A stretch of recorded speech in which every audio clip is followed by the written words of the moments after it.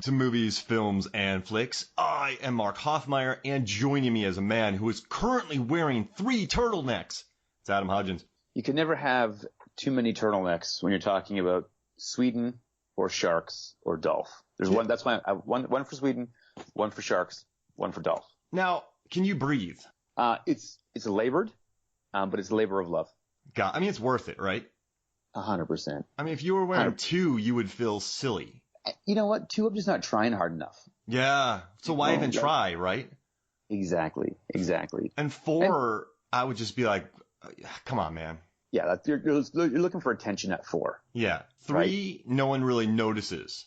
No, so actually, I'm not actually wearing 3 turtlenecks. I'm wearing 2 turtlenecks and a mock neck, so you can see the layers as they go up. Oh, wow. That's smart. Yeah, so it's kind of a turtleneck, but it's not. So there's no point to just wearing 3 turtlenecks because people are just going to see 1 turtleneck. Exactly. You got to layer it. Wow. It's all about, and in 2019, when it comes to fashion, it's not about looking good or looking bad. It's about looking intentional. Yeah. This is what I want to look like, and then you're good. Now, if you're walking with your head down, people are going to notice and feel like you're trying too hard. But I envision you just kind of strutting around. So when I wear my triple turtlenecks, I only walk around almost prancing, and I have earbuds in, and I'm singing along with Chumbawamba the whole time. Are you pointing at people, or are you giving thumbs up? I'm doing the eyebrow pump. Got it. Because pointing or thumbs up at people might draw too much attention to you. Right, and it could be viewed as a threat, like that guy's making finger guns at me, what's really going on? But if you just look at somebody and you do the eyebrow pump, and you're singing, I get knocked down, but I get back up again, on repeat, again and again and again, that's a moment not only will they talk about, but they will enjoy. You know, once when I was 24 years old, I was walking down the street, and there was a man wearing 3 turtlenecks who gave me, like the finger guns. Yeah. 2 of them. And I was frightened for my life. Right. Absolutely. I'm surprised that you're as functional in society as you are today because of that. I didn't go outside for 2 years. And that's valid. That's a great time. Mark, I have a question for you. Sure. I don't know how we're going to say. I was waiting for a segue, but I'm just going to go for it. We're talking about an objectively good movie today. Yeah. Right? Like, you and I love this movie. It's got a big a good cult following. Some people did not like this movie, one of which being Kim Basinger, which we'll get into later. And some people think this movie's totally made up. Well, it's low lying, like it's under the radar because of when it happened and what it is. Yeah. The release date did not help. No, it did not help it. But I'll say this: it's objectively good. And so when it comes down to being a good or bad movie, it's really hearsay, and there's criteria that goes into it. And Rotten Tomatoes, I think, was a game changer to be able to say like every review is broken down to either good or bad. And so I think that they kind of cracked the nut in like 2005 when they came out. And so there's objective, some kind of criteria about a good or bad movie, but it's still subjective to who the reviewers are. But did you see Dave Bautista's tweet this week? Okay, I'll let you say the tweet and then I'll give you my response. Because he was offered a part in Fast and the Furious 9, and his response was, "No, thank you. I like to make good movies." That is ridiculous. Because Fast 5, 6, 7, and 8. Now this is all objective, but the tomato meter scores have been fresh, right? Right. Each one of them has made close to they've gone up in money, but they've made Fast 7 and 8 made over $1 billion. Furious 6 is a very good action film. Fast 5 is a very good action film.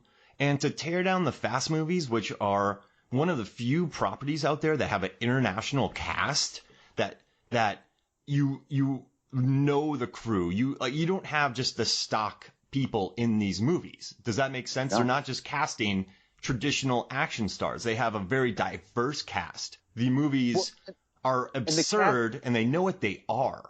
Right. Well, and I think that was the groove it needed to find, because when the first movie came out and it blew expectations out of the water, like it was this phenomenon hit. Yeah. Everybody in the studio thought it was going to be a Paul Walker vehicle, right? Yep. The blonde-haired, blue-eyed American action star. But when they made the sequel with Paul Walker, it went down. It was Vin Diesel was what people wanted. Mm-hmm. And so then they did Tokyo Drift, was again, like Fast 1, 2, and 3 seemed like very different movies with fast cars in common. And I love all of them. Oh, they're all fantastic. So here's the thing.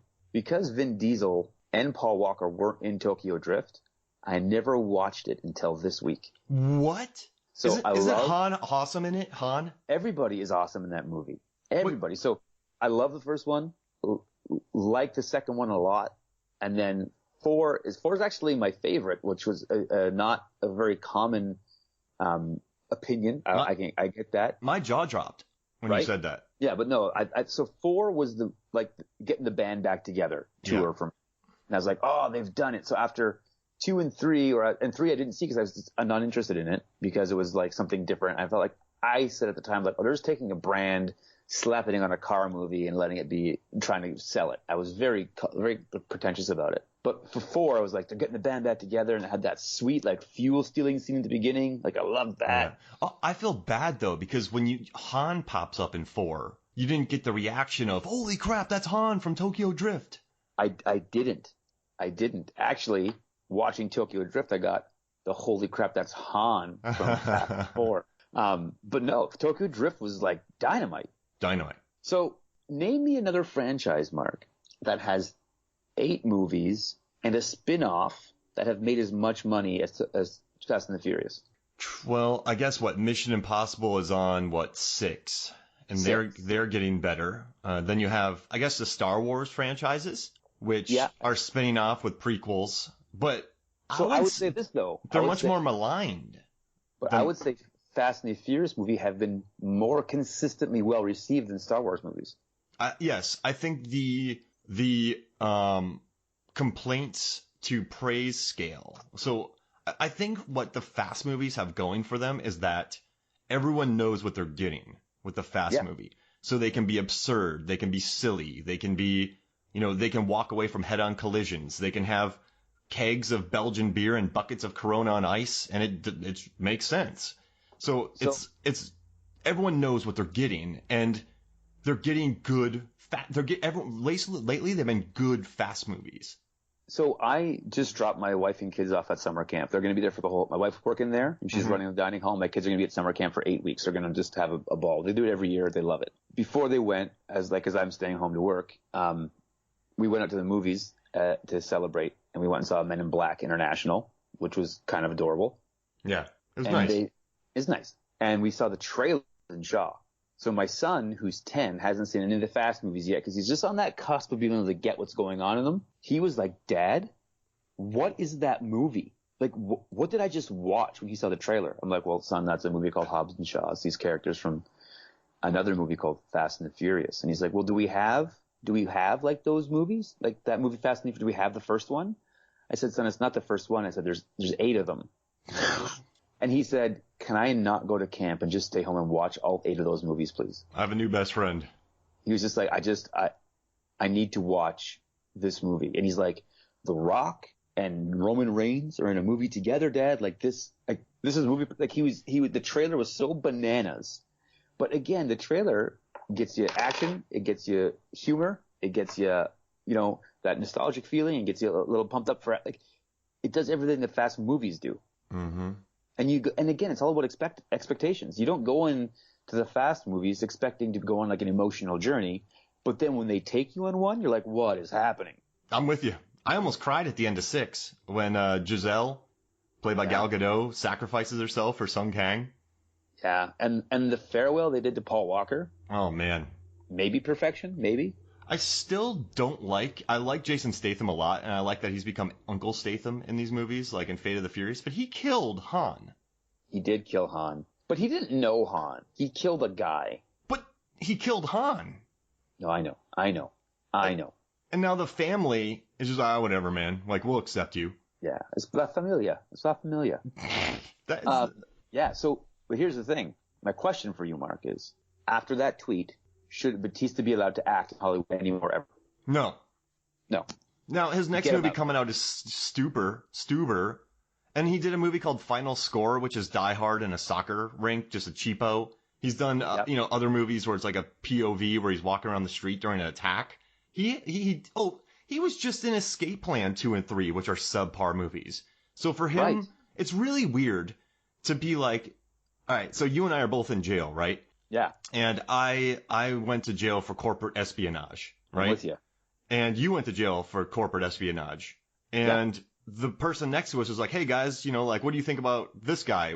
Like, oh, well, we don't like him because he, I don't do corporate horrible example. Terrible example. But it's like, I'm going to delete that. No, I'm going to keep it because we all fail sometimes, and we got to be human, like the Fast movies have shown. Actually, they're not human anymore. They're superhuman.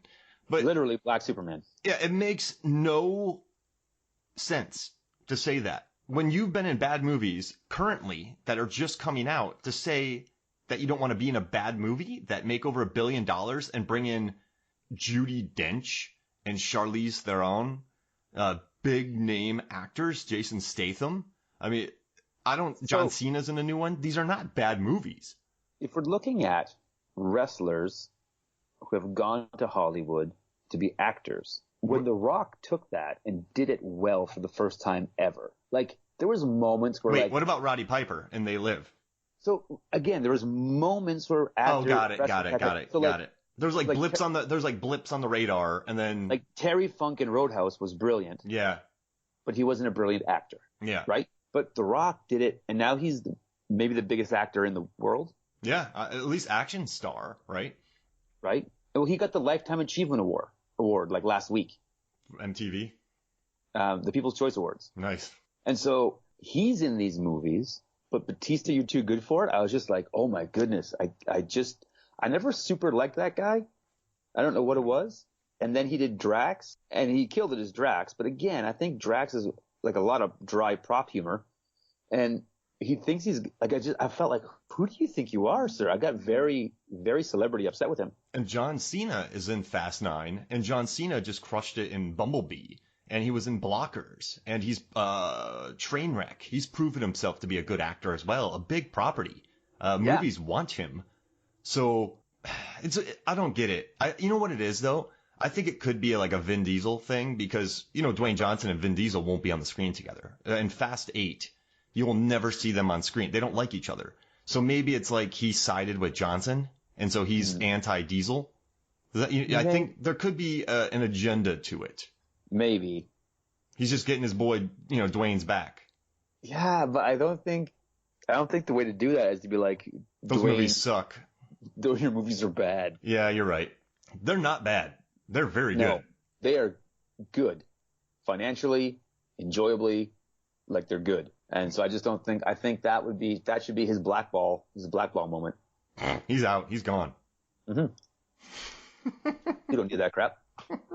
So you want to get into this totally, some may say made up, completely, never happened movie that did happen? Maybe? Yeah. No, it's just one of those things. This is the Roger Corman Fantastic Four shark movie. Yep. Right? That it's like rumored about, and there's like bootleg copies of it everywhere, and you just, that's where we're at with this movie. But I say it's objectively good watching it. I mean, so Sharks in Sweden, right? So right now it has a 47% Rotten Tomato score, which is respectable for this ilk of action film. Right. Because you think about 92, right? They released like Universal Soldier, Rapid Fire, Under Siege. I mean, of course, T2 came out. That was huge. But I'd say T2 wasn't an action movie. T2 is a science fiction blockbuster. There it is. It's not the true. So this is an action movie. This is, yeah, it's not like, also this year, Passenger 57 came out. But also, they were killing it over in Hong Kong, Super Cop and Hard Boiled. And then there were some disappointments, Batman Returns and Alien 3. And I think the release date of this movie is the reason why it only made a respectable $53 million worldwide on a $35 million budget. Right. And there was some fatigue. In 92, not only was it like a weird time for action movies, again, it was one of those transition years where like they were using special effects, but they weren't good at special effects yet. So it was like when you saw a VFX shot, like the screen came to a halt, and then it's like, oh, and here comes the special effect. Yeah. And you could tell that was the kind of lens you were looking through. And we had Jaws, but we hadn't had like the shark movie resurgence that we're like gloriously living in right now. Mm-hmm. And I mean, the Jaws franchise had really run itself into the ground, literally. Oh, absolutely. You don't touch a shark movie. No, and that's the advice that Kim gave to Alec. You don't touch a shark movie. Yeah, because he was supposed to be in this with Stephen Baldwin, right? And wasn't it like it was Die Hard in an IKEA with sharks after a flood? Yeah, that was the original script.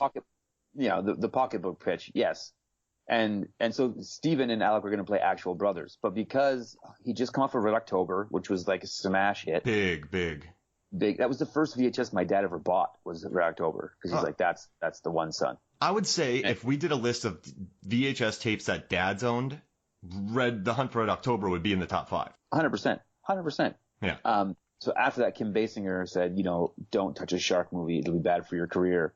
And then the next thing he did was The Shadow, which I think is hilarious. Yeah, not his best. Not his best. But I think the rewrites of the script, I like, there's the writer who came on, Chuck Finley. I also love his movie Sheep with Scissors. I loved when he wrote Blowing Up the Bridge, and his movie High Kick, Low Kick, No Kicks, and Fist Punch. Like, he was a solid writer in the 80s. And so when in a certain niche, he nailed it. Yeah. So when he rewrote this script, it was Die Hard came out, right? So they wrote the script right after Die Hard came out in 88. So in 89, they wanted to have, capitalize. This is one of the first movies to really try to capitalize on a foreign market. Hey, let's go to Sweden. Let's get the Europeans.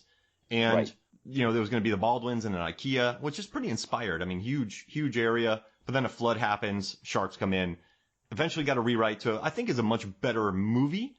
But I think it makes, I think it's a little more watertight, this story. Yeah. And speaking of watertight, the production designer, Peter Lamont, on this movie, he went to win an Oscar in Titanic. Did he get his water start in Sharks from Sweden? That's what he did. So this movie, I think this might be why Cameron hired him. Also, the costume designer, Colleen Atwood, she had 4 Oscars, dude. And she did this movie. Like, the turtleneck work in this movie is unbelievable. I think that it would have been a neat thing for in a world of action movies where, you have Stallone, you have Schwarzenegger, you have Lundgren, like he's in there, you got Van Damme at this point in time. And the progression of the hero is how topless they become by the end of the movie. Yeah. Right? In every movie. And she went the other way. She's like, we're going to put them in turtlenecks. We're going to cover them up as much as we possibly can. And you know what I also think is interesting? So in Die Hard, right, you had the sort of, I think that kicked off. There have been smooth henchmen before. We've all seen the Bond movies. But, with Hans Gruber and his crew, they were well coiffed. They had turtlenecks. They had sweaters. They had very stylish and chic black shirts. But I like the idea of Jeremy Irons and his crew all wearing turtlenecks that reflect their personalities. So I kind of want to run this by you, and I kind of want to do a quick ranking. So, of course, do you want to tell what the plot is of Sharks in Sweden before we even get into this? Okay, so basically, as far as I understood it, watching this, because there's a few gaps in plot holes. I think this movie suffered one of those where we have a 2.5-hour cut out there somewhere. Yeah. And they're like, we need to get it down to 90 minutes. So some things got cut. Well, Stuart Gordon, remember, he got kicked out of the editing suite. And they cut it down a half an hour because he's like, I can't cut this, guys. And he got fired, and they recut it down to 2 hours. So Stuart Gordon was bitter in this because his last movie before this was Robot Jocks. Yeah. And he made it in 88, finished it, edited, and then the studio did not release it. Mm-hmm. And then it was 2 years later when Robotica or something came out that they released it to compete with that. But then they were releasing a giant robot, like essentially Pacific Rim, in 90 when it looked outdated. And so he really wanted to have the creative control and the final say on this movie when it was released because it was so effects heavy. Do you think his work on Reanimator is what made these sharks look so great? Because Nicotero and his crew did a great job on these. Absolutely. So I think that the work on this movie is what made the team pull the trigger on doing the Sean Connery Dragon movie, Dragonheart. Yeah, I think it did. Yeah, because they were you had Jurassic Park in this area, you had Sharks in Sweden, T2, and the thing about Jurassic Park and T2 is that they had huge budgets, so they were able to afford state-of-the-art CGI and creature effects and all that. Sharks in Sweden, I mean, $35 million budget, but they figured out how to take computer-generated effects and practical effects and kind of marry them into something that movies with $50 million budgets could do. Right. And filming in Sweden helped that. Let's be honest. Tax breaks. Big tax breaks. Big, huge tax breaks.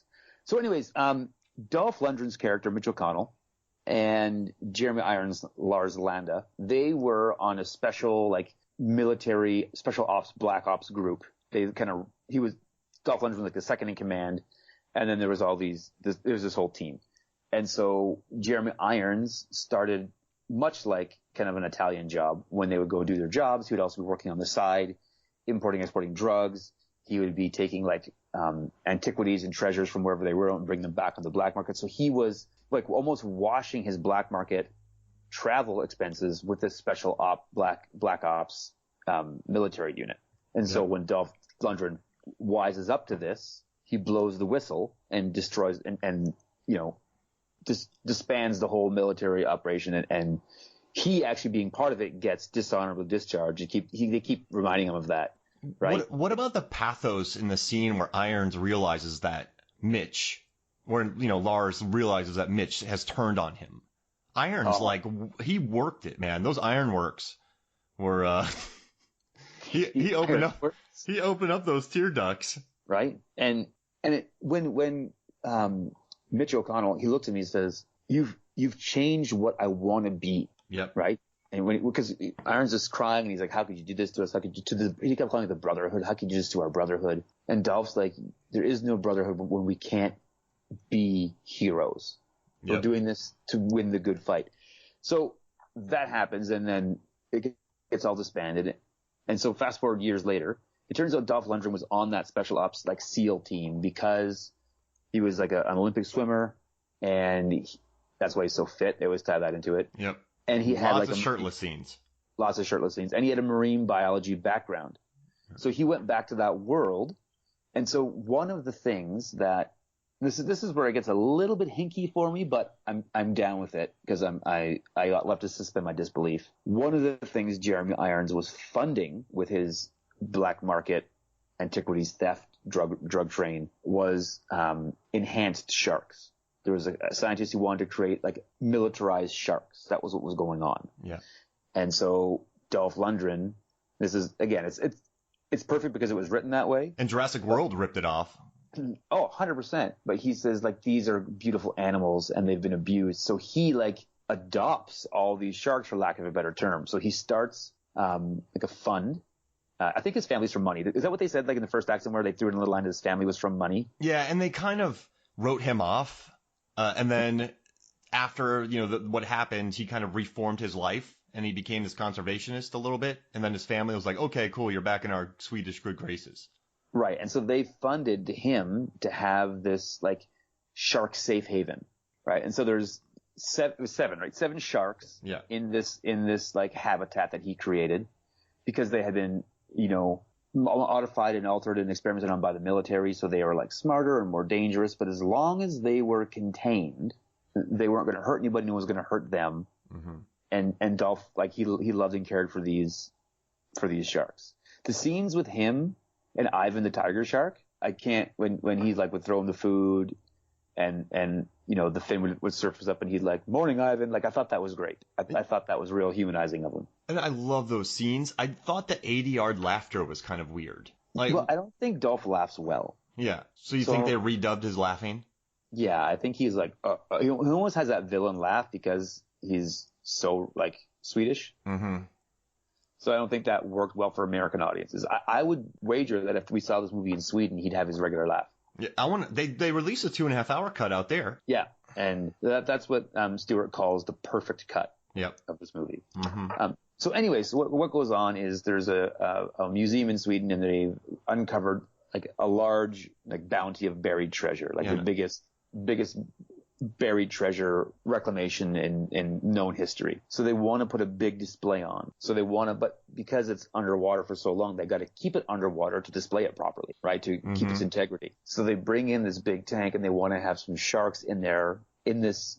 And so they contact Dolph Lundgren. They say, you have this like shark habitat. And he really, the phone call where he's going over the specifications of the tank, I thought was a little unnecessary, but it shows a little bit of the story that like he cares about the safety of everybody. This is not what he wants to make sure this is okay. That was 5 minutes. Yeah, of just like how thick is the plexiglass? How reinforces the steel? Is it high? Where's it come steel? from? Right. That's crazy that Canadian plexiglass is the gold standard. Did you know that before you watch this movie? So I'm Canadian. We're very proud of our plexiglass. Oh, okay. We have a big Lexan industry here as well. So Plexi and Lexan are we're very commonplace here. For years, I thought it was Australia. No, it's funny. They're there. They're like second or third, but it's again, it's like, it's not even like Coke and Pepsi. It's like Coke and RC Cola. Got it. I get it. That's very good. I like that. This museum brings in this big shark tank with these 7 sharks in it. Dolph Lundgren's on site to make sure the sharks are healthy, well maintained. And they're going to have this display in this museum to show off this buried treasure. That's Armageddon. That gets us to where. So it's like the rich guests. starts. It's like the rich guests walk through the lobby. There's some sharks. As they walk through and see the exhibit, there's some sharks. Like it's like a theme. Like, and they're spread out all through the museum. I'm not going to lie to you. Those tunnels they had from tank to tank that the sharks could swim through. I don't make a lot of money. I would take my savings and go see that exhibit if it exists. That would be sweet. We got to give it to Peter Lamont because he used 4 stages in Bulgaria, which was interesting. So they wanted to shoot in Sweden, and so they did the exteriors in Sweden, but they did the interiors in Bulgaria. And so what they did was they built these massive tanks, right? And then they built sets on top of the tanks. So, Abyss had done it before, 89. So they kind of studied they saw what James Cameron did, and he's psychotic. So they just went, okay, we're going to do it this way in Bulgaria. And it was really, like, the set design is beautiful in this movie for a $35 million movie. Right, 100%. And the other thing about this is, have you ever been to a Ripley's aquarium?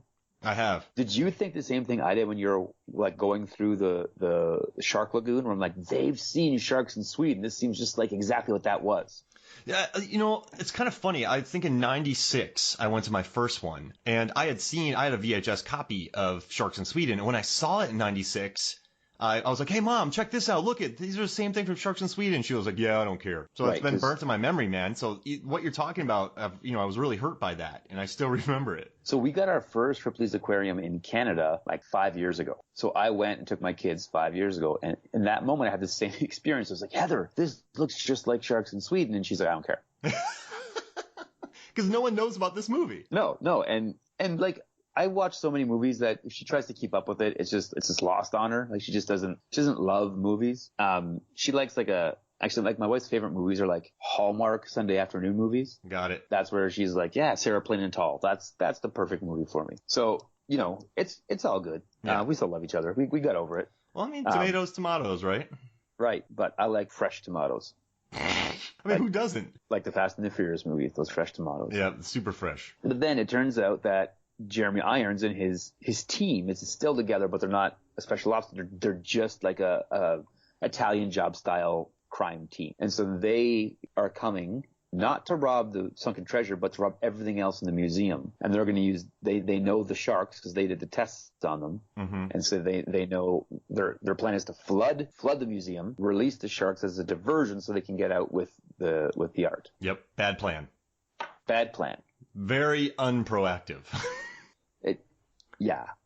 It's not great. And so because it's 92 and it's a movie and all things come together perfectly, there's a scene where Dolph shows up and those trucks they had pulling up to the museum with the shark tanks on them. Yep. Like the transportation trucks. I thought that was the coolest thing I've ever seen. Yeah. Can you imagine driving down the highway and seeing a truck with a shark in the tank in the back of it? A genetically modified shark. Right. Yeah.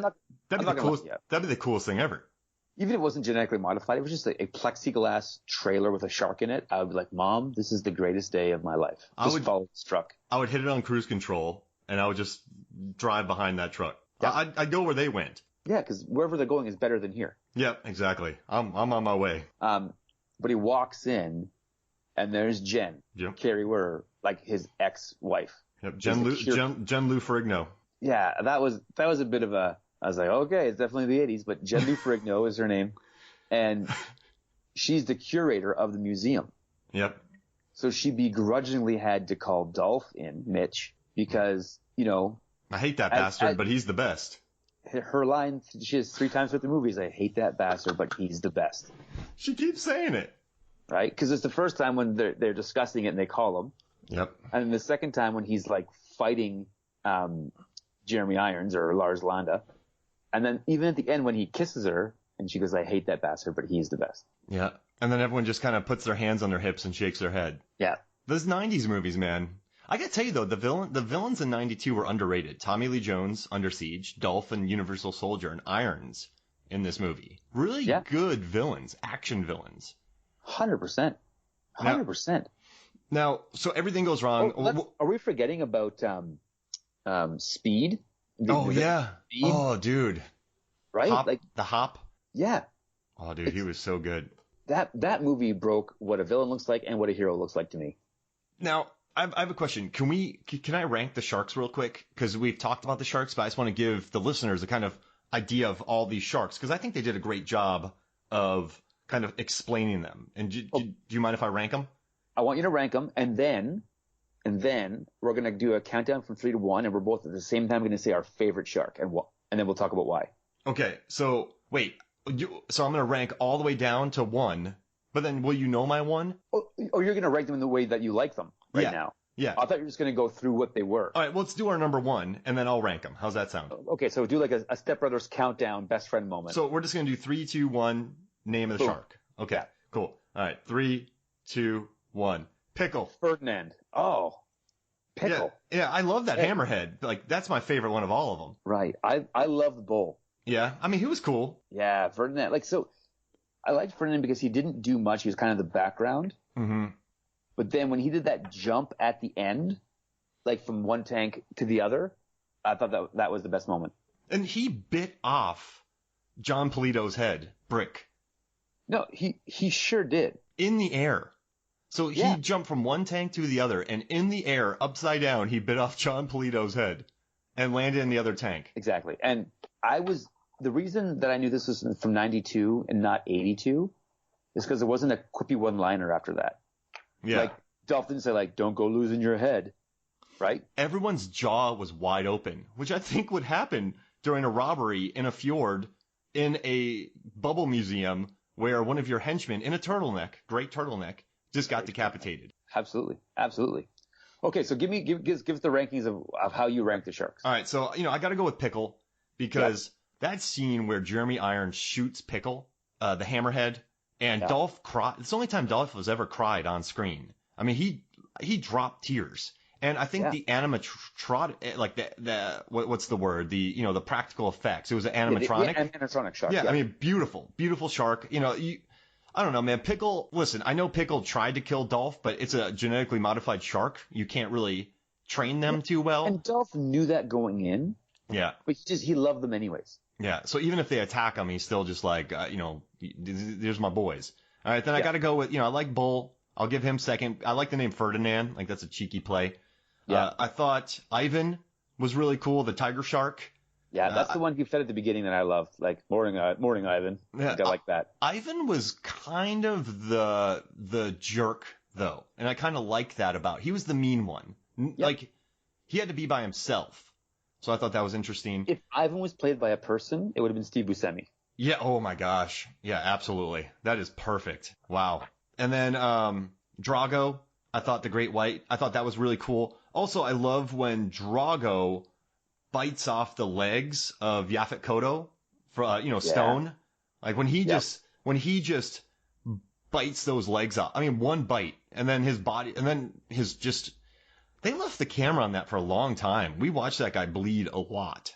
Yeah, well, I think that it takes the attention off of so this is kind of the magic they did with the special effects is you get a split second of a shark and then you get the results of that, and that would we remember. And you remember the shark was great for a moment.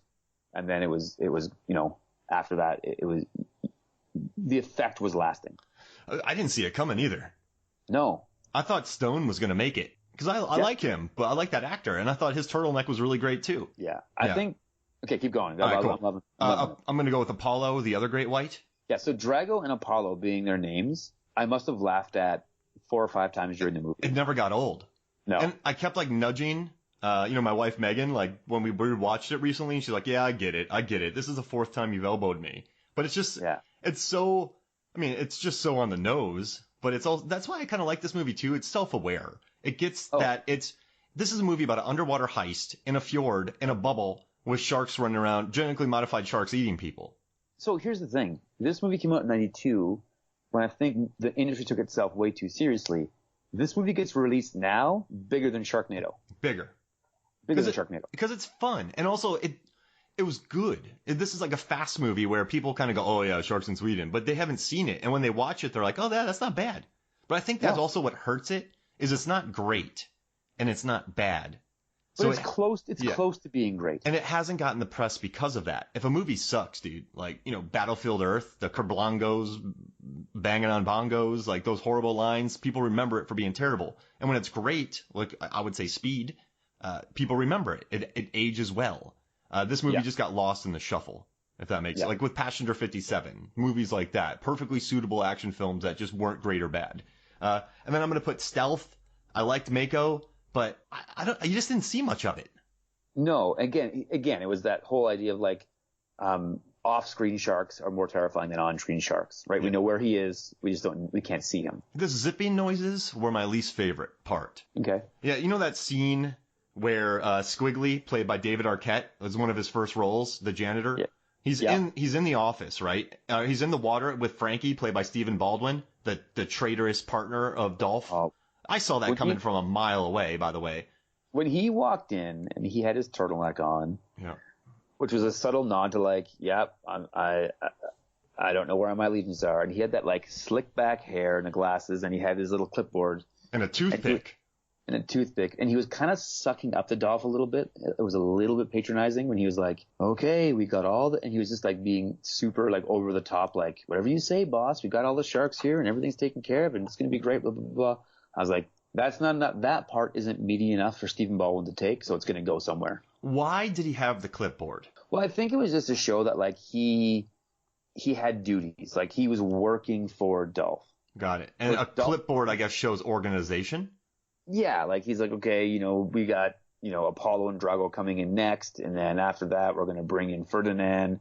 Ivan's being a little bit, jumpy on the bus or on the truck, so we're going to get him in. We're going to move him up nowhere. Like he was doing stuff, but it was almost too like toothpaste commercially, where he's just smiling all the time and being happy.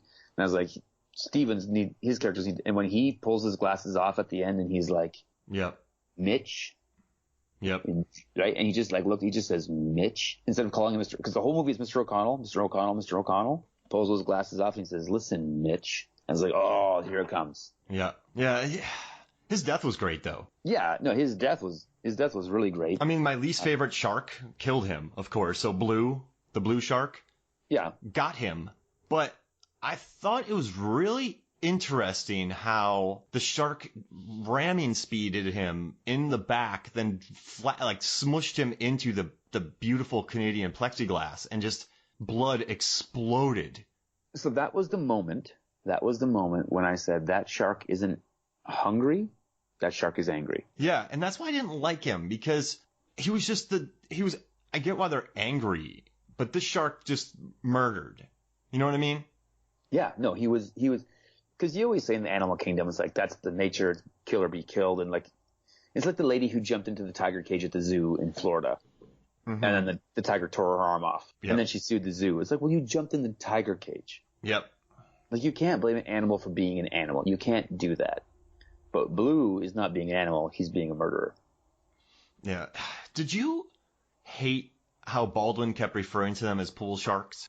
Yeah, he kind of did that, like they're in captivity now, and these aren't like, he kept saying they're not like real sharks, they're like pool sharks, Mr. O'Connell. And whenever Mitch would have concerns, and he would say like, oh, these joints aren't exactly as specified, and then when Lou Ferrigno was like, well, it's what we had to do, it's what we could get in time, and they're as strong, blah blah blah, and then you get Baldwin, who's like, oh, Mr. O'Connell, they're just pool sharks. We've got nothing to worry about. Yeah. Nothing to worry about. And he kept shrugging his shoulders. Yeah. And just like, because this is Mitch's passion project, right? He did away with the life of like black ops military work, and he says, I want to do something good. I want to help these helpless sharks that have been abused, and they have been abused. Like that's the bigger picture here. This is right before Free Willy came out, so it's really people were concerned about like animals in captivity and like how are we, caring for them. So it was, I'm not going to say it was a political fuel machine, but there was a moment or two in there where it nodded its head in that direction. Yep. And he was just really downplaying it. He's really just kind of laughing it off. And I've learned that I don't like watching people shrug while wearing turtlenecks. Well, because the neck itself rides up into the bottom of the chin. Yeah, it looks weird, doesn't it? Yeah. Now, hey, my brother asked a question, and he said that, what do you, he's like, so this is Dolph's most, like, feminist film. How, I thought that was refreshing in 92, because you think about Under Siege, that lady was just kind of a stripper, right? And then, she wasn't kind of a stripper, she was just a stripper. Oh, yeah, she was a stripper, yeah. It's like saying Hannibal Lecter's kind of a cannibal. Right. So, I thought, well, Universal Soldier, which we talked about in the pod, that character, she had a good arc. But I really thought Jen Lou Ferrigno and Alyssa Milano playing Dolph's daughter, who was just really there's so much in this movie. But I thought, even the the museum guests that were left behind, those sisters, this movie really, it wasn't like the 92 flick at the time. I felt almost like all these characters, it was like 4 Sandra Bullocks from Speed were in this movie. So, and I also felt like we're in a world of like the action heroes of the 80s where they save everybody. I felt like Dolph put a team together and gave everybody a job, and everybody had something significant to do. They weren't just all helpless victims. Yeah. And none of the females get none of the actresses get kidnapped. None of them are the damsel in distress. No. If you look at Alyssa Milano in this movie versus her in Commando, she has one line. She just says "daddy" through the whole movie. Yep. She just screams for her daddy. And in this movie, when Mitch O'Connor looks at her and he says, "It's time to go to work," she knows exactly what he means, and they get things done. Yeah, and she goes, "Cash the check." I thought that was a great line. And remember that scene where Squiggly, played by David Arquette, and then Frank Whaley, he played Mars, which he was in Swimming with Sharks later, which I think is a funny little play on Frank Whaley. But their fight scene in the water, it's actually Alyssa Milano who lands the elbow drop on Whaley, like inverted. That's like my best way to call it. I don't think they had much time to rehearse the scene, but she helped out Squiggly, which led to Frank Whaley ended up getting his neck snapped. Well, he got his neck snapped by Dolph, Mitch O'Connell. But it was kind of refreshing, not just like, Squiggly was getting his ass beat, or, butt kicked, sorry. And she elbow dropped him, which I thought was kind of cool. You don't see that much in these movies. Normally it's them running away, so I thought that was awesome. Right, but didn't Dolph do a lot of the fight choreography in this movie? Yeah, so they had to cut budget, so they had to go expensive on the animatronics, and they got good tax rebates from Bulgaria and Sweden, but you still had Jeremy Irons, who was a name at the time. You had Dolph.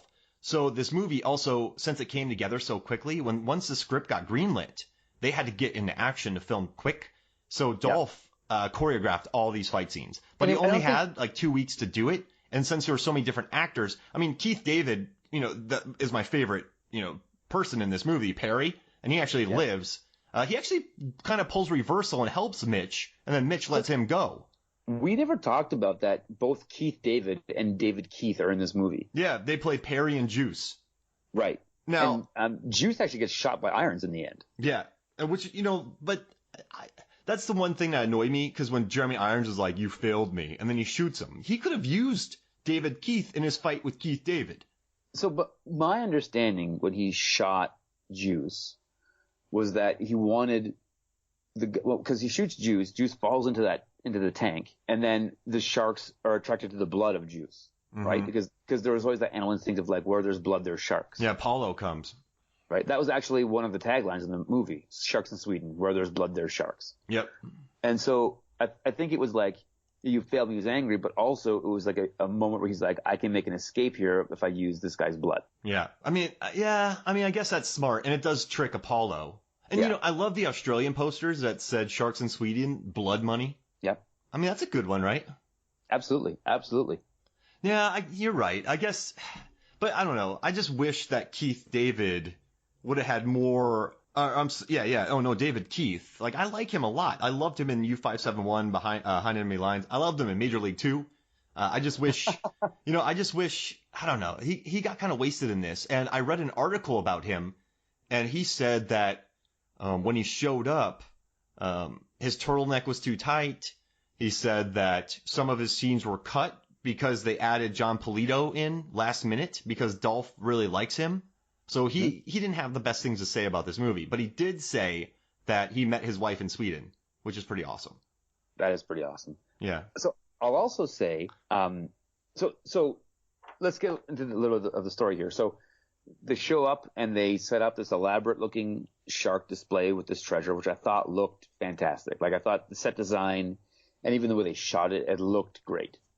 It really did. A lot of Steadicam work, which is interesting because they had to devise a rig in the water to float. Yeah. They couldn't really set up a lot of dollies because they had to move so quick. Right, and it was this rig that they modified for the Jack and Rose stuff in Titanic, correct? Yep, it is. Absolutely. Yeah.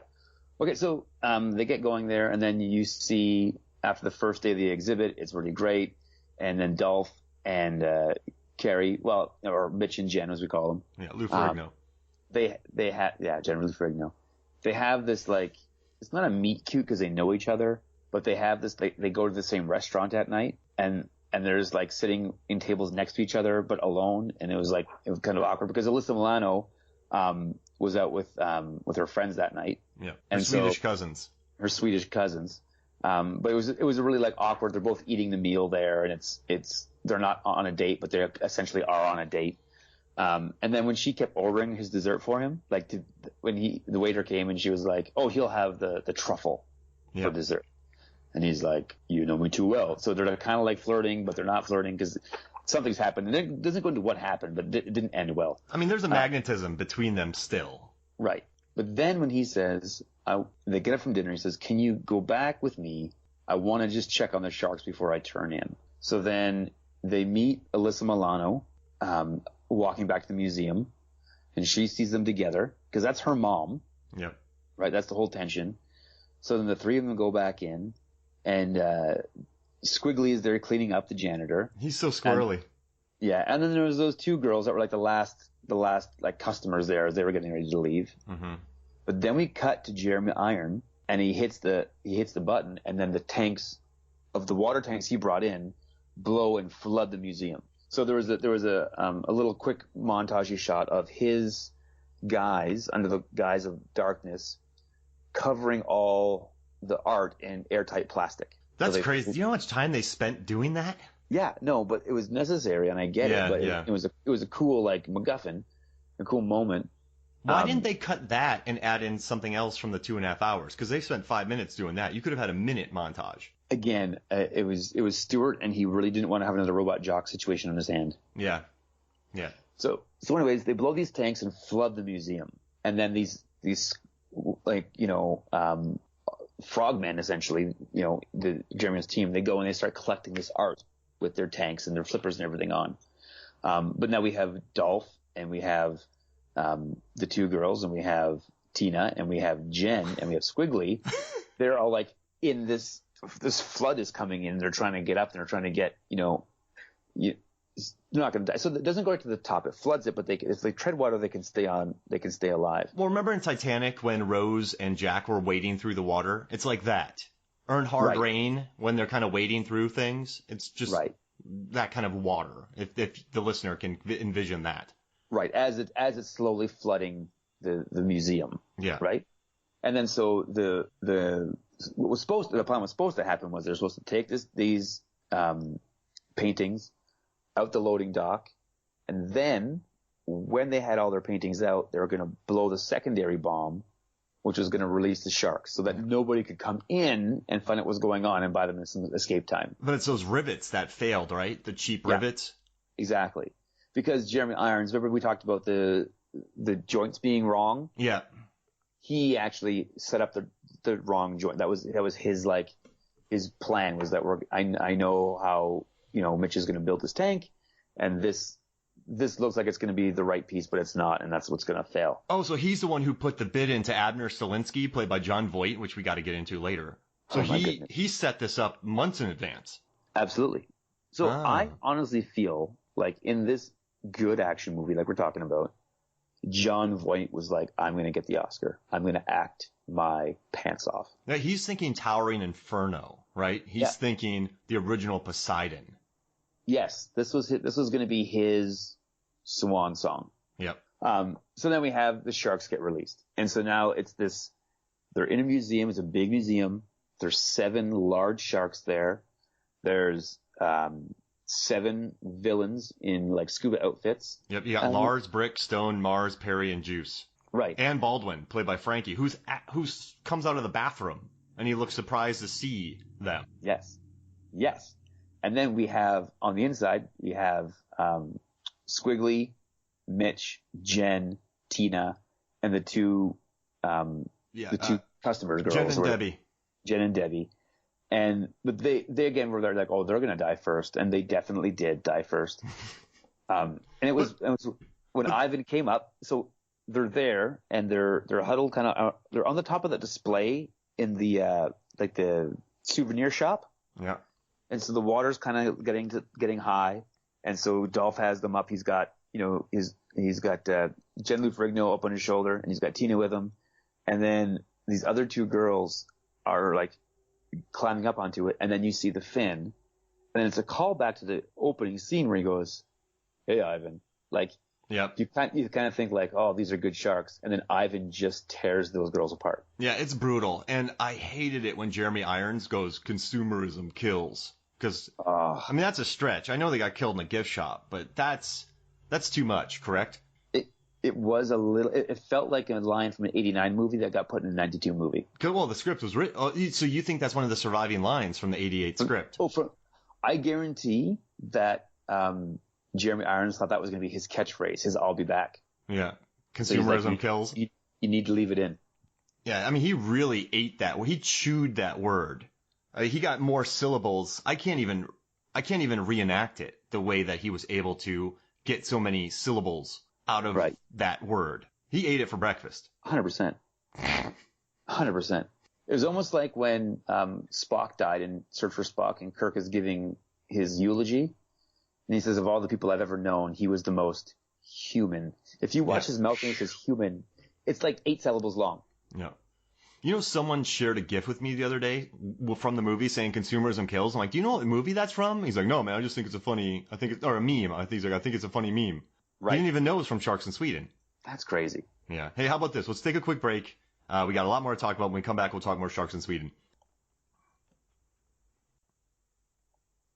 Welcome back to Movies, Films, and Flix. And we haven't even talked about Jon Voight in this movie. But I just want to say, I see, it's very interesting. So he's playing a Swedish man.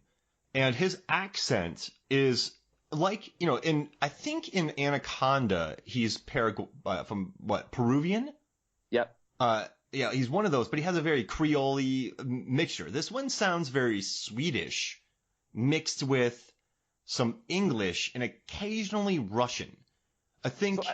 But I think in '92 we were at the point in time where it's like it was just a foreign accent in an American movie.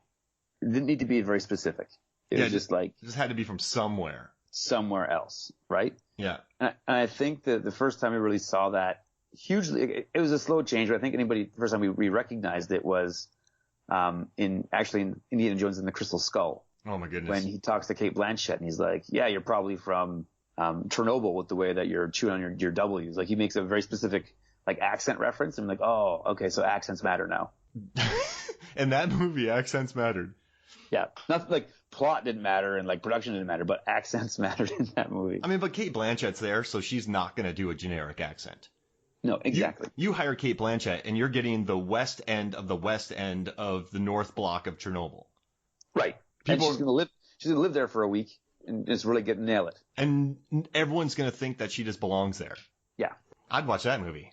Oh, the movie where Kate Blanchett plays herself. No, Reese Witherspoon plays Kate Blanchett preparing for Indiana Jones. Oh my gosh. Dr. Jones is Calling. That's the name of the movie. That would be amazing. Because we just released it, but our election pod we just released in July. And right. Reese Witherspoon is incredible in Election. So she's also kind of crazy though, right? Well, all right. So here's what I think. And a lot of people have looked at her as Listen, there are some moments in that movie where, like, you know, she's talking to Matthew Broderick, and this is visual, but she's like putting her finger in between the little, his windows down, and she's putting it between the two rubber things, saying they're going to spend a lot of time together. And she has but there's also sadness to her character, because this is a 17-year-old girl who her dad left, and her mom gives her pills whenever she feels bad. So her mom's already medicating her. They also filmed scenes where her mom was just chastising her for ideas. If you would have done this, you would have done better. Maybe cupcakes weren't the best idea. Also, this is another girl who was in a relationship with an older man that was very weird. And watching the movie again, just the way her body language is during her scenes with that teacher she has an affair with, you realize this is just a 17-year-old girl.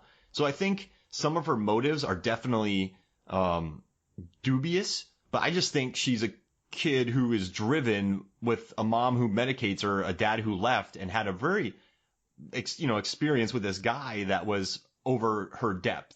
So I think her character has very, some people say, sociopathic, but I think even when she rips down the banners, she's just angry at life. She doesn't plan on doing it. So I think her character's more layered than just calling her, Tracy Flick is insane. Does that make sense? Yeah. No, I can get that. Yeah. But watching it again, I picked all that out. So like but I just thought, she crushed. She should have won an Oscar for it. She should have been in this movie.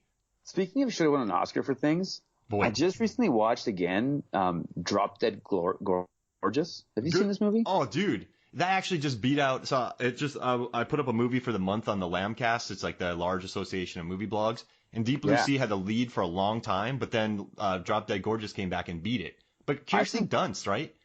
Well, I think Kirstie Alley should have won an Oscar. Oh, dude. She's so good. To some bars. She's just on the nose. It's Denise Richards, right? Yeah. And she was good in that movie. That movie was fantastic. When she dances with Jesus at the end, and she's like, and she's singing that song, I was like, this is the funniest thing I've ever seen in my life. And it's kind of like a beautiful commentary on the past. Like, it's just, everything about it is perfect. Yeah, it's a very good movie. It's a movie that hasn't. I wish it would have built more of an audience, because it's aged well. It just hasn't kept up the. I guess there's just so much media, but it's good. Yeah. It kind of pulled the sharks in Sweden. But again, a mockumentary is an acquired taste. Yeah, you're right. Because you either love Best in Show or hate Best in Show. Some people have some people get very sluggish reactions to these, but then some people love them. I guess you're right. They are pretty divisive, aren't they? Yeah. It's easier to, I love guest movies. I didn't watch Mascots. That went to Netflix. But all of his other stuff is gold. And Spinal Tap, Rob Reiner, geez Louise. Great. Turn it up to 11. Exactly. Now, exactly. Do you mind if I have a couple questions to ask you about this movie? I just kind of want to do a quick. That's all I want in my life. That's all I want in my life is you ask me questions about this particular movie. Okay. Do you ever get tired of heroes getting shot and then totally forgetting about it? Because it's interesting though, because Jen Lou Ferrigno gets shot in this movie right in the arm, and by the end of it, she doesn't even realize it's there anymore. Mm-hmm. I mean, it's a nice trope because normally the dude gets shot.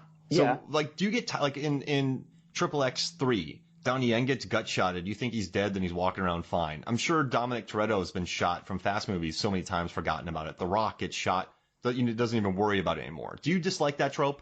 I did. I'm almost numb to it because I'm a Walking Dead fan. Yeah. And those guys get shot almost every episode. And then what's it matter, right? They'll have a guy come on and he'll get scratched by a zombie, then he turns right away, and then you'll get Rick who gets shot in the leg and then the shoulder, and then gets his eye gouged out, and then the next 10 minutes he's back up fighting again, no problem.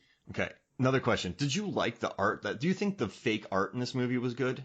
I thought it was good. I thought they were wise to not use pre-existing popular pieces, but to make up fictional famous art. Yeah. So I thought that was the way to go. That was the move. I love the one of the boys standing on piano. Piano Boy was great.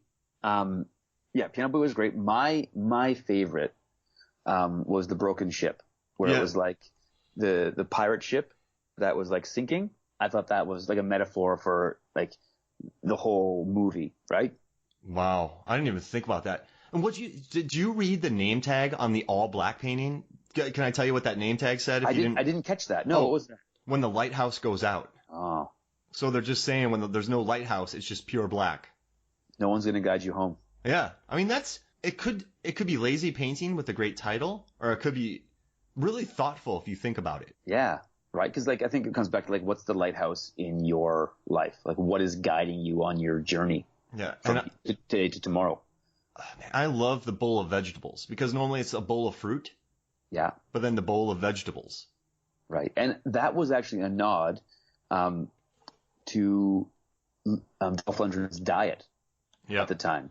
So on the set, he would only eat vegetables. Yeah, like didn't he have an assistant walking around with a bowl at all times? Yeah, there was something about like always having vegetables, access to them at all times. And he was at his like leanest because he had just come off of like Rocky IV and he was doing stuff like that. And so he needed to look extra lean, so he was just on a strictly vegetable only diet. And he was just crunching broccoli. Yeah, 100%. Man, all right. Another question: do you think Jurassic World ripped this movie off? No, I know that it did. Yep. I mean, dude, yeah. You know what's interesting? So Deep Blue Sea introduced genetically modified sharks, but then those genetically modified sharks.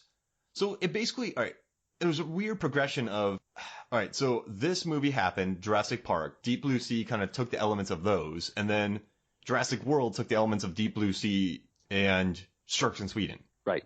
Exactly. That's what happened. And so there's a weird, this kind of falls to the crack because there's two best shark movies of all time. There's Jaws and there's Deep Blue Sea. So Jaws is like financially and critically acclaimed and like the best, like it invented the summer blockbuster. It was such a big piece of movie history. It's my favorite movie. It's my favorite movie. What? Jaws is my all-time favorite movie. Have we had this conversation before? I don't think so. Man. So the reason I say it's my all-time favorite movie is because every time I watch it, I like it more. Absolutely. There's so much to it. So many layers, so many character moments, so much minutia. I mean, so well filmed. Every time I watch it, I get impressed with a new shot. Right. Oh, exactly. Like the shot of him on the beach and people walking in front of him, and every time they walk by him, it gets closer. Yeah. Like Spielberg. Oh, so good. The dolly track. I read the Jaws log about the making of it. Oh, man. One of my favorite books. Nice. It's one of my students all know about it. They whenever they answer like, "Hey, what's your favorite movie?" They go Jaws because you like it. Right. I'm gonna go buy that book today. The Jaws log. We should do a pod about Jaws and the Jaws log. Oh, is that too good for us? No. So here's what our pod needs to be. Jaws the franchise. Oh wow. Because I don't want to talk about 3 and 4 for an hour. So I think it's almost perfect. But they need to be talked about. Yeah. Oh, absolutely. Right. So I think from 4 has my favorite quote of all time. It's not in the movie, but about the movie. It's when I think it was Johnny Carson asked Michael Caine. He's like, "Yeah, so you just did Jaws 4. What'd you think of that movie?" And Michael Caine's response was, "I've never actually seen that movie. I've just seen the house it bought me." Yeah, I love that line. He couldn't even pick up his Oscar when he won it. Because he's filming Jaws 4. So I wrote an article. I tracked all the sharks' movements, and we can talk about it on the pod. I love that. And Jaws 4. So the Jaws franchise will be our summer blockbuster pod. All right, sounds good. And then another question. So there's a scene in this movie where Drago is swimming around, and Dolph doesn't really ride it, but he kind of rides it. He kind of pulls a Carter from Deep Blue Sea, but both his legs are kind of straddling the shark. Yeah, it's kind of half Carter, half Aquaman. Did you? I guess it works because it's going after the blood of Keith David. Yep. So essentially Jeremy Irons kills David Keith, and the shark picks up on it and starts swimming towards the blood. Dolph hops a ride on him, and then we get the final fight between Irons and Dolph. Right. Now, Irons was shredded. He was tank for this movie.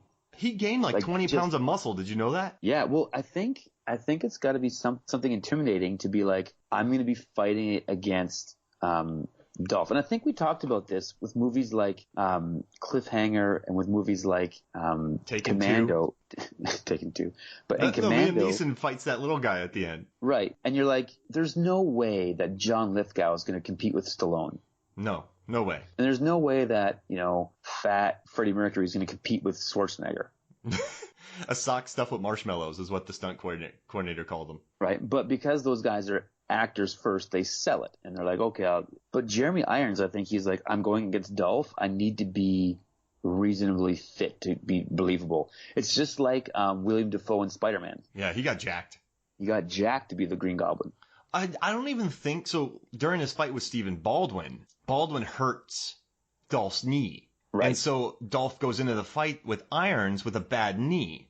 But I don't think they needed it because Irons was ripped up. No, and yeah, so but again, when they were writing the movie, they didn't know he was going to come to the set jacked like that. Yeah, they had to completely restructure his turtlenecks. Yeah, absolutely. They were not happy. No. And Dolph wasn't happy because Irons had a better six-pack than him.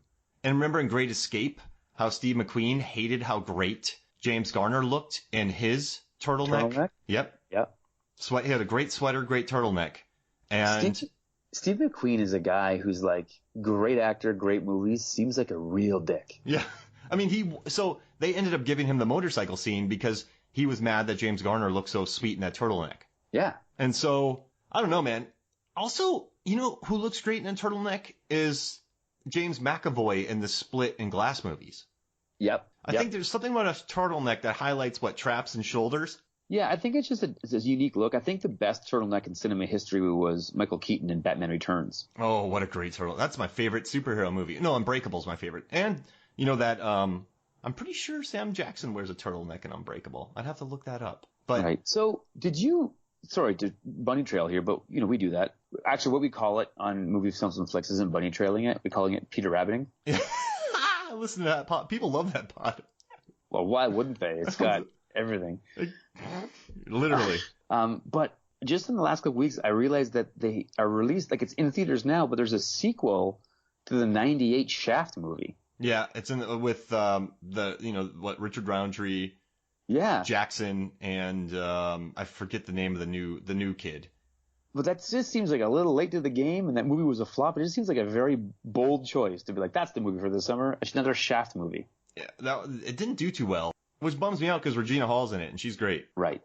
It's bad. You know what's weird? I'm mad that a Shaft movie tanked because Regina Hall was in it. It is a neat sentence. Yeah. Yeah. I don't know. Yeah, that seemed to come out of nowhere for me. What? Regina Hall? The Shaft movie altogether. Yeah, I mean, yeah. And then there's a few other movies that have come out this summer that have been a little like a lot of movies have underperformed this summer. Dark Phoenix, Men in Black International, Shaft. It's been an interesting year. I think it's harder and harder to get people to go out to the theater in the summer when they have like streaming at home. Yeah, you're right. Netflix, Hulu. I mean, just Redbox. Right. It's Tubi. Tubi got a whole whack of new stuff on there this week. Oh yeah, they sent me a bunch of emails. I was digging it. Yeah, I was like, Drillbit Taylor. I watched that. How was that? Well, it's maybe the worst Luke Wilson movie or Owen Wilson movie, but you know, it's an Owen Wilson movie, so it's okay. Now, hey, all right, so we got to get moving on here, but with the ending, right? So we have Jeremy Irons fighting Dolph, right? Right. Great fight. But then I also really like how Keith David turns good, you know, They Live and The Thing, and then he fights Stephen Baldwin. Right. I mean, that's kind of like a great undercard. While Jen Lou Ferrigno and a couple of ladies and Alyssa Milano and Squiggly are getting the sharks back into their pens.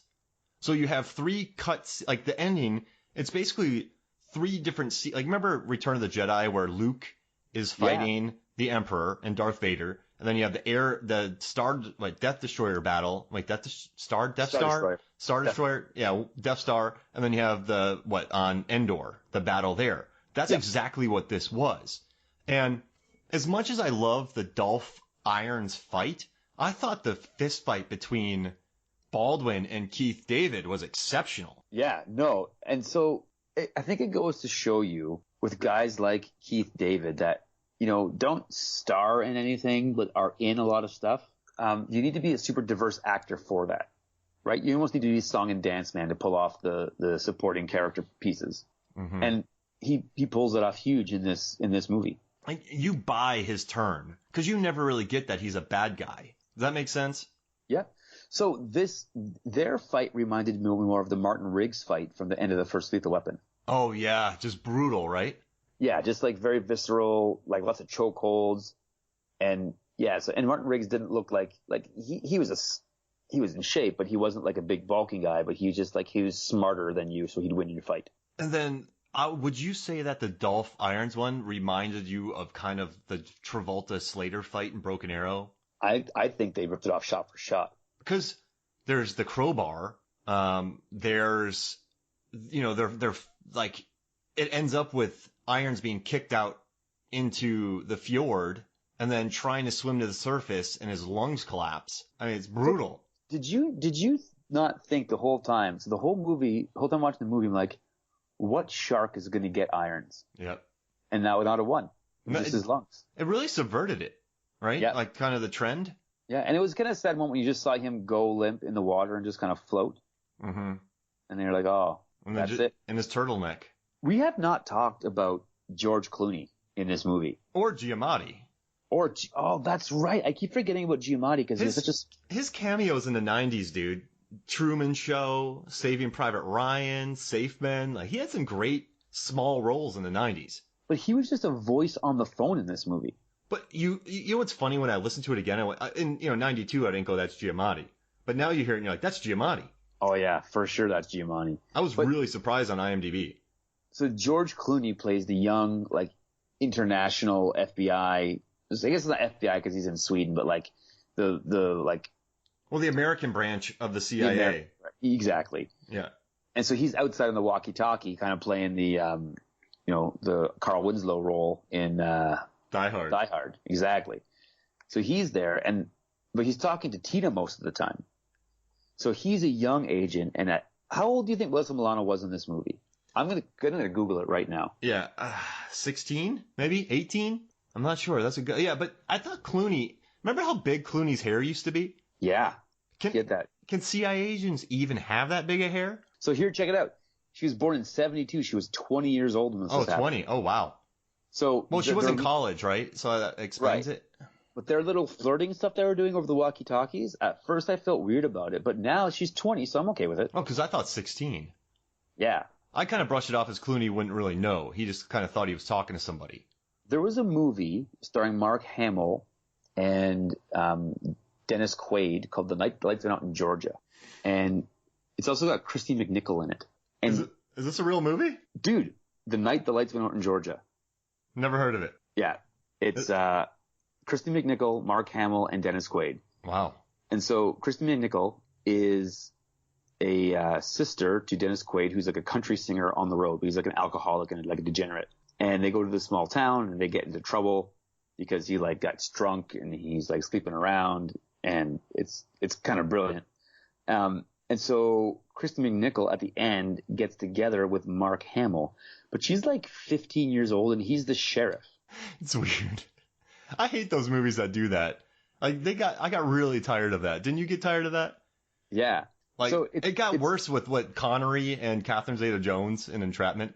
Yes. But they're both adults at that point in time. Yeah, it's true. Not 15. And Kristen McNichol's name is Amanda Child. Oh, no. Right? Like, that's so crazy. But I guess we feel better about this now that we know she's 20. Yeah, the Alyssa Milano one, yes, 100%. He dumped a lot of exposition, though, Clooney, in this movie. Agent Smits. Agent Smits. I mean, he just... Did you really need to know what Lars Landa had been up to the past 3 years? I didn't care. Did not care.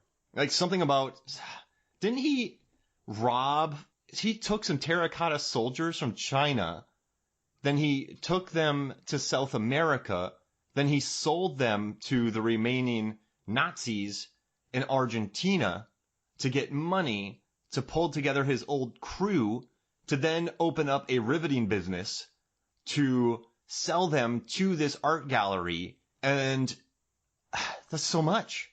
I think it goes back to our old statement of what can you do with 100 million you can't do with 10. Yeah, you're right. Right? Like the whole cliffhanger financial arc. Yeah. But it was cool when Clooney was like, we need to get him because, and he would rattle off like why that, Lars was such a big get for the CIA. He's responsible for this and this, and they really painted him with the villain brush about all the stuff he'd been doing in between. And so you could see Clooney was getting his mouth was watering, ready to get this guy. That's a monologue. Yeah. Now, I couldn't find anything on this because the DVD, because, obviously Stuart Gordon doesn't want to talk in the commentary. There's no commentary. There's not many interviews. There's just a lot of behind the scenes and those articles. 10 things you didn't know about sharks in Sweden. Right. But do you think that, all right, so in the movie Tusk, Kevin Smith liked this actress so much, he wrote a monologue for her one night and had her do it the next day. Do you think the writer of this movie, Chuck Finley, and, Stuart Gordon thought, hey, we got a talented guy here. Let's give him more to say. So they went and wrote him stuff and then just kind of threw it into the movie. Well, I think Clooney has always been a star, whether he's in a big role or a small role. Yeah. And I think they saw that. They said we have a star here. Because it does seem out of place. He's like a small character, and then he has this boom, this big monologue, this big moment. That doesn't need to be there, like you said, but it's fun that it is. Like, we learned that his parents live back in America and they own a burger shop. Like, that's something I never thought I'd know. Like, imagine a Die Hard, the agent's talking about that. Well, that ties in, though, when Tina starts crying because she's getting really scared this isn't going to happen. And Clooney says, don't worry, nothing's going to happen because if you die, how can I take you for that burger at my mom and dad's place? Yeah, Mountain Burger? Mountain Burger. Listen to our Icebreaker pod to get that reference. Oh, man. I don't think we can top that. Do you want to jump into our shark fighting crew? Yes. So I do want to jump into our shark fighting crew. Now, I did mine a little bit differently than maybe you wanted. I don't care. No, you don't give me too much criteria. You just, we're going to put together a shark fighting team. But I said, I don't want to pull Brody and Finn. So all my people have never fought a shark ever. I just think they would be good at it. Oh, wow. So I've picked people who have battled sharks, but I didn't go for the famous ones. Okay. Does that make sense? Yep. All right. Do you want to kick us off or you want me to kick us off? And how many are we picking? 7? 7. So we'll cut it down to 7. Yeah, exactly. Right. The 7-7-7 rule. 7 Mark, 7 Adam, 7 go. Okay. So here's my first pick. And I did this one. I'm just going to say it. I'm not going to say why I did it. I'm going to say it. I'm going to see your reaction and then we can get into it. The Thomas Jane version of the Punisher, Frank Castle. Whoa. He would punch sharks in the face. Right? And I love that movie. So that's my favorite Punisher movie. I think it's great. I think that they should have made sequels to that one. That should have been the one instead of rebooting it all the time. That should have been it. But when you see the lengths he goes to for revenge, if there was a Jaws the Revenge type situation, then I think that Frank Castle, the Thomas Jane one, would be relentless as a shark killer. I mean, he's going to punch a shark. Yeah, 100%. He would punch and the shark would hurt. Oh, man, I love that pick. All right, so mine is the zombie from Zombie 2. Okay. Zombie 2 is a really bonkers Italian film, but in the movie, a zombie fights a shark. And they actually had a shark trainer, all chainmailed up, dressed as a zombie, literally biting a shark, sticking his arm in the shark's mouth, and eventually the shark rips off the zombie's arm and swims away. But this zombie doesn't have to worry about air. I mean, it bites the shark. I think the shark becomes a zombie. So This zombie, just type it in, Zombie 2 shark fight. This zombie, the actor, bites a real shark. Wow. Yeah, I had to add that. That one's fun. That's a great one. All right, who do you got next? So my next one is again it's a throwback, but it's Jean-Claude Van Damme, Luke Devereaux from The Universal Soldier. Oh my gosh. Because if you just gave him order to fight sharks, that's just what he would do. And you could send him to, cold waters. Yep, wouldn't care. And he would just, off the coast of Maine during winter and have him just fist fight sharks. Yep. Oh my gosh. And you wouldn't have to worry about cooling them down. Nope. Just shark fighting. Well, he would shark kick, though. I think he would kick him in their breathy spot, and that would cause the damage. Like a dolphin will poke a shark in its breathy spot, right? Yeah. Would he get his toes stuck? No, I think he's wearing boots like in a Universal Soldier. He's Got wearing it. Got it. Like military water kicking boots. Right. Perfect. So my next one is Malik from Shark Night. Oh, yeah. So he goes head to head. He loses an arm, right? And then he grabs a trident and he goes into the water and he battles a hammerhead with one arm and he kills it. Okay. No, wait. Yeah, he goes in the water and he just kills. He's depressed that he lost his girlfriend. He was going to propose to her, and he murders an evil shark. I mean, with one arm. Right. That's Yeah. impressive. It's very impressive. That's very like I saw that fight and I'm like, I like this guy. He's my hero. All right, who you got? Okay, so I got Sir Morgan from Knight Riders. Can you imagine Tom Savini on a jet ski? All right, yeah, you just won that one.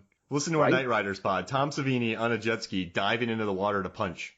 No, he's using that metal hammer he made that was too dangerous for people. So he's shark bonking. So when sharks come up with the fin to get he's just ka-gow right in the top of their heads. These are evil sharks, correct? 100%. They're this like it's I'm envisioning Jaws. Like they're all fighting the Jaws shark. The plot of this movie is they're protecting normal sharks from evil sharks. Yes. Okay, I'm down with that. I was gonna say it's the alternate reality where like the mayor was like, Sheriff Brody, do whatever you need to keep us safe. Until he hires a team of people to keep Amity Beach safe. Oh, and they're only attacking Jaws. Yeah. Oh, and the winner gets a ton of money. Yeah. Okay, perfect. That's better. But It's not better. It's different. It's different. It's not better. It's different. no, I kind of like this one. That's a plot. That's a movie. I get it. I see it. I can when you explain things to me and I can see it, I'm with it. Oh man. So listen to our Knight Riders pod too. It's great, by the way. That's a real movie. So my next one is Ace Ventura from Ace Ventura: Pet Detective. Okay. Because a great white shark gets a hold of him, thrashes him around for about a half hour, and he has no cuts. No. Nothing on his body. Nope. You're absolutely right. He is a superhero. He catches bullets between his teeth. And if a great white can maul him and leave no marks, then I'm pretty sure he could outlast a shark. Yeah. 100%. So, I'm sticking with Ace. Who's your fourth? Okay. My fourth is Tom Stahl, or Joey Cusack, however you want to call him, from History of Violence with Viggo Mortensen. So Viggo, he kills things very quickly. So here's the thing, though. At the beginning, he owns a diner, Yeah, right? Just small town in Millbrook, Indiana. And so I can see that family going to the beach. I'm just going to go have a day at the beach. All of a sudden, Sheriff Brody's like, sharks, we need help. And then he goes into kill mode because he's really like family dad / kill mode. That's what's going on in this movie. And he would be relentless with these sharks. Oh my gosh. Yeah, it would be over. So he would go into the water and come back through, because the death in that movie is so quick. Oh man, if it was his character from Eastern Promises, it'd be much bloodier. Yeah, but no, he doesn't enjoy killing. He's just so good at it. Yeah, I love I love when he kills all those henchmen in History of Violence, and then Hurt is just like, what just happened? Dude, History of Violence was a movie that I was not aware of until I bought American History X, and it was like a double DVD feature. Wait, History of Violence and American History X? Yeah, I think the DVD company was like, they both got history in the title. Put them on the same movie. Oh, that's amazing. So I bought American History X for like a youth thing I was doing because I wanted a scene from it. Like I was speaking at like a youth retreat, and I wanted to have a scene from that movie. When the principal was talking to me about like, what do you want to do? What do you want to be? Like, where are you going to go? And so History of Violence was on the other side, and it just somehow flew under my radar. And I watched it, and I was like, it was so good. Dude, Hurt was Oscar nominated for that. I loved his role. He was so good. Nailed it. I love that. Yeah, your list is cracking me up here, man. It's because they're not anything to do with shark fighters. All right. And my next one is Lara Croft from Tomb Raider 2. Because there's a scene. So she swims out of this cave, right? And she knows she can't make it to the surface. It's underwater. So she cuts herself open, and a large shark comes towards her. The shark charges her, and she punches it in the nose. The shark goes, ow. Then the shark catches a ride on the shark to the surface. So she punches it right in its schnoz. And then rides it. Yep. And then just rides it all the way to the surface. She literally punches it in the schnoz. And it succumbs to her. So I had to add that. That's great. She doesn't just kill a shark, she conquers a shark. Yeah, she punches it, and then like she could use that shark to ride on to kill Jaws. Yeah. Oh, great. Who's your fifth?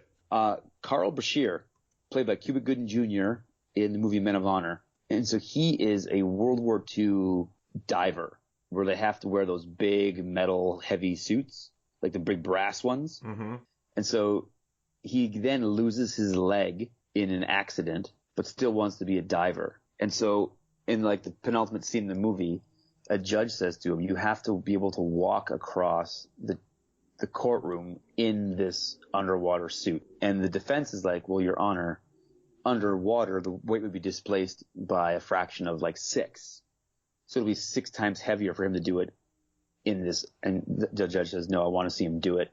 So with one leg and with a 1948 prosthetic, he wears a brass diving suit and walks across the courtroom because of like sheer determination, which tells me 3 things. He can be underwater with the best of them. He's got more like personal drive than anything I've ever been. And if missing a leg isn't going to beat him, a shark's not going to beat him. Dude's got heart. Dude's got a heart. I love it. And he's got military training, right? So it's a good thing. He has a lot bad luck with, like he was in Pearl Harbor, and then he was in that. He gets in a lot of trouble around water.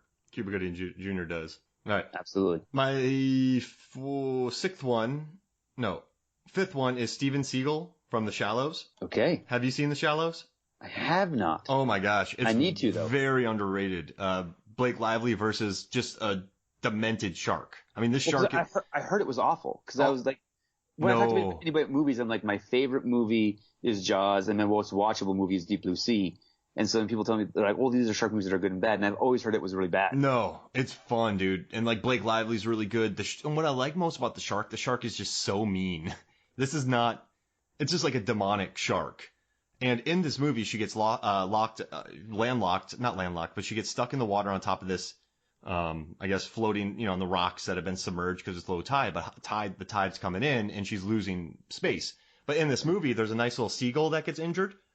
And the seagull hangs out with her on the rock, and she names it Steven Seagal. This movie sounds like the greatest movie of all time. Dude, the shark is awesome in it because it follows in this whale carcass, and that's why it's out there with her. And it's good, dude. I love it. So Megan and I have watched it a couple times. Like I think I've seen it 3 times, and the third time I saw it, I was still jumping in the air, and Megan was making fun of me. But it's just a seagull named Steven. Oh, so what's he gonna bring to the fight? Well, he can fly. Okay. And he can go, if he sees it. Early warning. You hear Steven Seagal quack at you, there's a shark coming. He can go up further than our eyes can see. Exactly. I love that. Here's your 6th one. Okay, so my 6th one is, again, you got to go with me on this one, is Rufio from Hook. Oh, my gosh. Well, he battles the alligator, doesn't he? He battles the crocodile. So he's well-versed in, like, aquatic combat. He has access to boats, so we can get a boat with him, go out there. He's got a sweet sword skill, so he can do that kind of thing. And the guy replaced Peter Pan. Yep, he did. He was the leader. He was the leader, so he's got leadership skills. And I don't think we have a leader on our team yet. He was a good leader. He was a great leader. We don't have a leader, do we? No, he was such a good leader, he gave his sword back up when the real Peter Pan came back. Yeah, we got to have him. And he gave his life in that movie. Yep. So we know that he's a team player. We got to do it. All right, because people our age would be so happy to see that. My list is so bananas.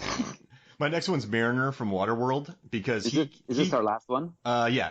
So he kills a gigantic monster after getting swallowed and makes it explode just for lunch. So the Mariner's on this beach, and you tell him $10,000, he'll be back in 3 minutes. Yeah. Okay, so for my final pick, and I'm pretty sure that you're going to agree with me on this one, Mark. And if not, don't worry. I don't respect you any less. I just think this is a pretty safe bet. I'm going to say Captain Ron. Yeah, he's going to win it. Conservatively, how many sharks do you think Captain Ron has killed in his career? I don't think he's killed sharks. I think he's evil sharks. Yeah, no, I'm not saying they're good sharks. This is not Blue we're talking about. Got it. Yeah, he's killed accidentally 14 evil sharks and 8 on purpose. Exactly. Right? Yeah. Because he is at home at the sea more than anybody I know. Yeah. He knows exactly. And even if you don't know what he's doing, he knows what he's doing. Exactly. All right. So I want to go. We got to pick Sir Morgan from Knight Riders. All right. Him on a jet ski. That's the sequel to Knight Riders we need. And then I really like Rufio. Yeah. We need to have Kevin Costner's Mariner in there. Yeah, okay. So Mariner. All right, so here we go. We have Morgan, we have Rufio, we have Mariner. Yeah. All right, and we need 3 more. Okay, so I'm just partial to like sidekicks, and I think that if we don't have Steven Seagal there, we're in trouble. We've missed the boat. Yeah, we need. He's the lookout. No one else here can fly. Right. All right, so we got Morgan, Rufio, Mariner, and Steven Seagal. Now I'm torn between either. I love Ron, but I also like Thomas Jane. Yeah. What do you Yeah. I mean, I think Thomas Jane is a safer bet. Yeah. So TJ. Yeah. TJ from The Punisher, and then so now we have Carl Bashir, Captain Ron, Todd Stahl. We have the zombie. We have Malik from Shark Night, Ace Ventura, or Laura Croft. I think we should probably do Laura Croft because she could bankroll us. Oh, yeah, no, wait. 100%. What do you think? No, I was going to say we need to have at least one female on the team. Yeah. And I think Lara Croft is the perfect situation. So we have Tom Savini on a jet ski. We have Rufio. We have Kevin Costner. We have a Seagull. We have Thomas Jane and Laura Croft. I think this is the fastest deliberation we've ever had. Yeah, this went quick. There was a lot of no questions asked picks on this one. Yeah, I mean, I love Ron, but I just really like Sir Morgan and Rufio. And there was a lot of great picks in this. Like every character was a solid choice. There was just some that were like clearly the right choice. Oh yeah. I think we got the right choice on all of them. Awesome. Hey, well, this was a lot of fun, man. And what are we doing next? Fast 4? Are we doing Fast 4 or are we doing Quick and the Dead? Oh, Quick and the Dead. We're doing Quick and the Dead next. It's Sam Raimi classic. So be ready for that. What do you think? Best gunslingers? Yeah, absolutely. Best gun. Is that too easy? I think that's too easy. So I think what we want to do is we're going to put a team of people together. If we were going to travel back in time and win these kind of tournaments. So they can be from any movie, any time period, but they got to be able to act and exist as a cowboy in cowboy times. Got it. Yeah, we got to add a caveat. That works. I like it a lot. So Quick and the Dead, and then how do we phrase our team? A time traveling quick draw experts. Time traveling quick draw experts. All right, I love that. That's perfect. All right, so for me, Mark Hoffmeyer, for Adam Hodges, this is Movies from the Flix. We'll see you next week.